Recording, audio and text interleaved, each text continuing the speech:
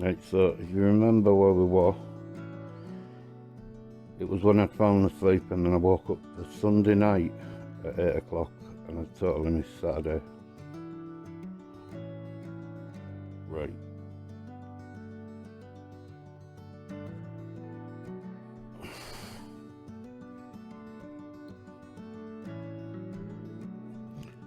So my children were the only thing that I had to get up for in my life at that time. Clean myself up, new clothes, etc. Things were on the up. I planned for the weekend with my son and daughter. We're going to take them at Seaside. That's what we're going to do. I'm going to get up early Saturday morning and take them at Seaside. The only reason I get up. Friday night came and I remember being sat up in bed playing on my mobile phone. Don't remember falling asleep or turning the light off, even using the bathroom. Just remember waking up fully dressed on top of the quilt in total darkness. And the time was 8 o'clock Sunday. Startled, I instantly looked at my notifications on my phone. There was text messages after voicemail, missed calls, 20 out of 30 from baby's friends and family. What the fuck had gone on? I went through the gallery in my phone and I found a video on my phone of me laid in bed playing on my phone.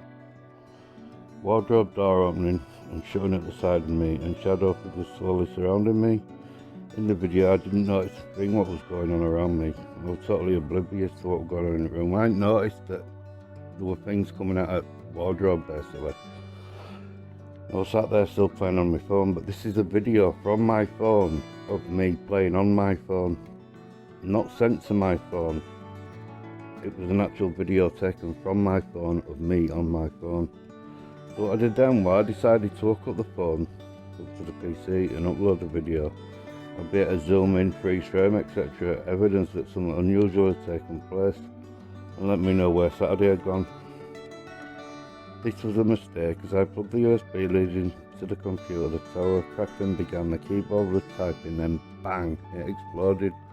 The PC billowed smoke and the Sony Ericsson was sizzling, melting into the carpet. I lost it, me. I kicked monitor, smashed chair, I broke flat literally. Just raging, fruit flat, punching, kicking, hitting doors, etc. I've let babies down, and my entire network, both work and social, had gone from my phone and off my PC. So I had no communication with anyone at all. I couldn't get in touch with nobody. So the mist settled in my mind and I saw the devastation I caused. My autopilot kicked in. I couldn't run away, this was my home, so I began cleaning up. The floor was covered in debris and needed hoovering. I turned the power back on in the flat and pulled out the hoover. It was a small pull-out round hoover I had where you pull out the electrical cord out of the unit and plug it into the wall, you know, like a zip cord line. On top of the unit, when you unplug the lead, you push a button which sucks the zip cord back into the unit to put the hoover away. So when you take it out while the zip cord's still pulled, you've got to press a button on top of hoover, and that'll pull the zip cord back in and it'll just go zip across the floor and then back into over. Started bagging up the bigger pieces of debris like wood shards, etc. from the doors. I couldn't help but notice a presence in the flat with me. I ignored it for a while, but me being me, couldn't resist saying out loud, rather than watching me, could help me out, man. Finally I finished with the Uber, and on the way into the kitchen to grab a drink I shouted, putting the Uber away would be great help. And then I heard from the kitchen, zip, clunk. Get fucked, I thought, and went back into the room. The plug had freed its way out of the socket somehow and zipped back into the Uber independently. Intrigued by this, because I didn't do it or see it, I grabbed the cord, pulled the wire from the hoover and plugged it back into the wall.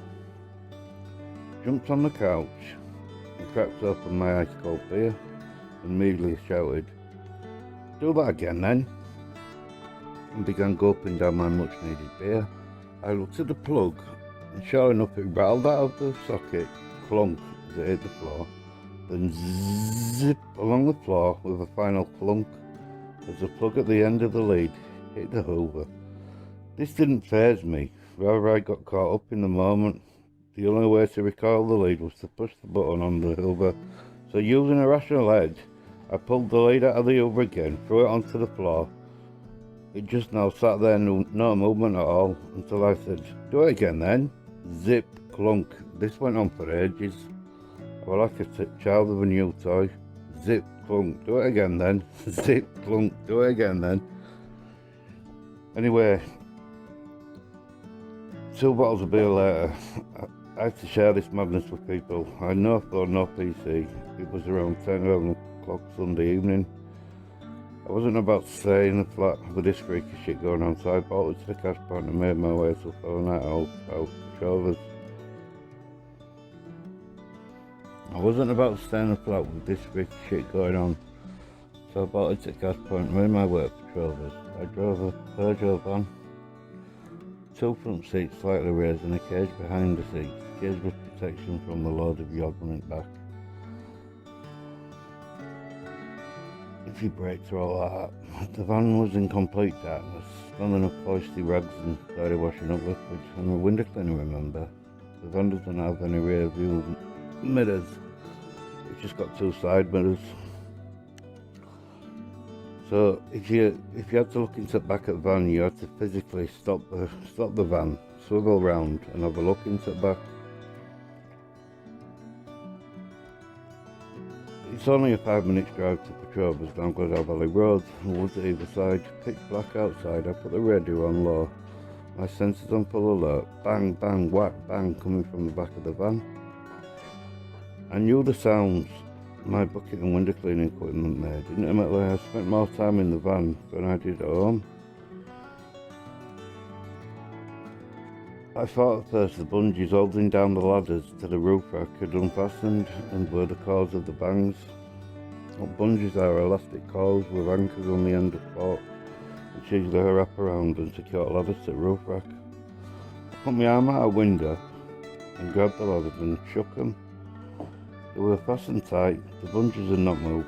Keeping my eye on the road, I turned off the radio and listened, went over a speed bump, geared down a third, slid in a 4. I felt a cold wet splash on the back of my head and neck. This was just the water in the bucket ejaculating out in spurts as the van went over the bump. This was then followed by a warm breath and a female voice. "Adam, help, Adam." I slammed on, pulled over, looked in the back. There was definite movement and what looked like a woman slumped down in the back of the van. I was shitting my pants at this point, properly scared. I didn't hesitate, turned on the light and turned on, and there was absolutely nothing there. There was no all there. Turned the clever light off and then I started bang back up again. And I just bolted down the road. As we were bolting down the road and driving down to Petrovas, I shouted out to the back, "Whatever you are, leave me the fuck alone." Arrived at Petrovas 2 minutes later. She says, "I've been trying to ring you." And saw Petrova walking up to the window. "Are you okay?" "Yeah, I'm alright." So I looked in the back of the van. I went straight immediately to the back of the van, looked in the back of the van and there was no there. Anyway, from what I'm going to say right now, I want you to take a walk with me. I'll let you know why I'm in the timeline. I'm a party going happy, go lucky chap. Full of sin. I consider myself to be tall, dark, handsome, charming, who works hard and loves his children, chooses to party rather than hold his family together. I am loyal to the people I love and tries hard not to put up club dance music, taking drugs and dances all weekend. Night out had no boundaries or level of ecstasy that I hadn't achieved. Enjoyment, no concept of God, believed in scientism, space, globe, etc. It was only me I had to ultimately answer to when I died, so that's why I thought, do what thou wilt. This is the way everybody in our society lives who believes there's no God. All down to the one reason I didn't believe in God is because I believed to live in a spinning ball. We were all insignificant in the scale of the universe, made from a Big Bang which exploded from nothing and randomly created everything, and is still expanding at the speed of light. Trillions of other planets, suns, constantly being created, etc. Now be honest with yourself. In this heliocentric model of cosmology, God is not and cannot be present. I read Genesis and God lied, obviously. The Bible was a fairy tale. The education I received wouldn't lie to me, would it? Space was real, right? We went to the moon, right? We have a rover on Mars, right? We know about the solar system. Earth was a planet that spun full cycle once every 24 hours equals a day, right? Gravity pulled everything down to the centre and held the water to the ball because of its molten magnetic iron core, right? We evolved from monkeys and crawled out of primordial soup after the dinosaurs had been wiped out billions and trillions of years ago by a comet, right?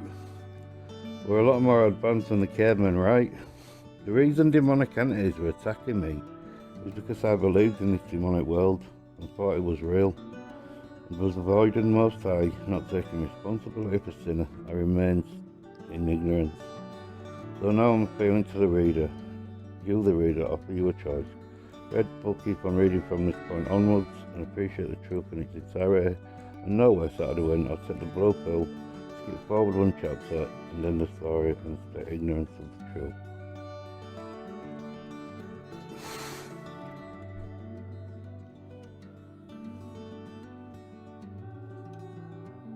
Earth's core, molten iron core, so they say, is not magnetic.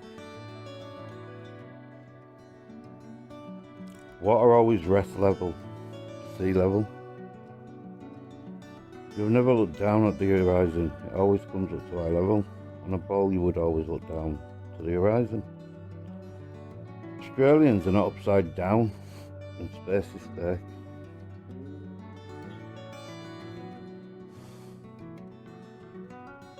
Yours the mortal worm, please hear my words, we live on a flat plane. The sky's heaven, where the birds, insects, clouds, planes roam free.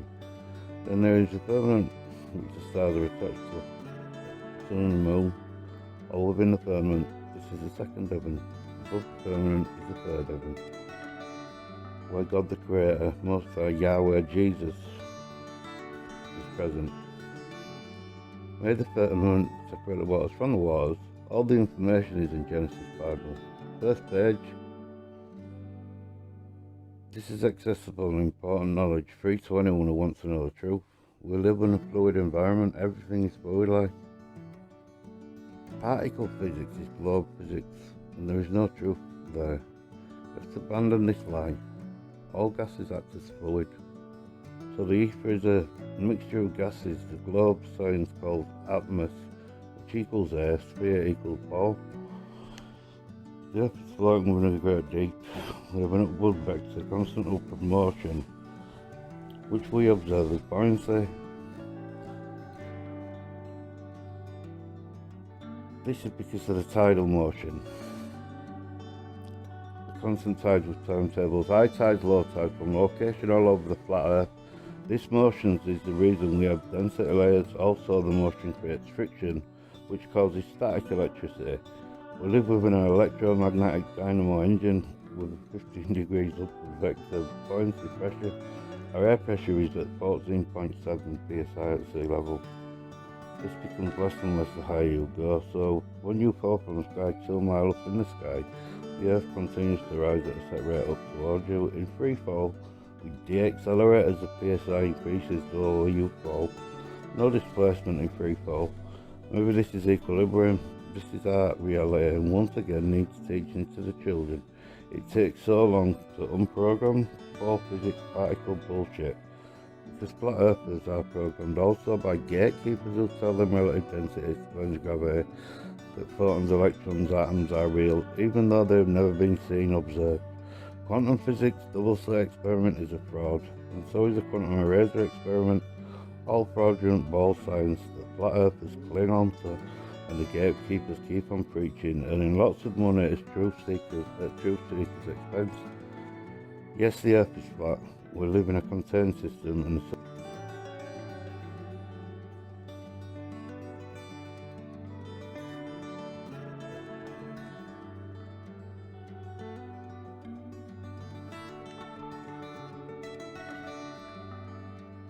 So here's where Saturday went.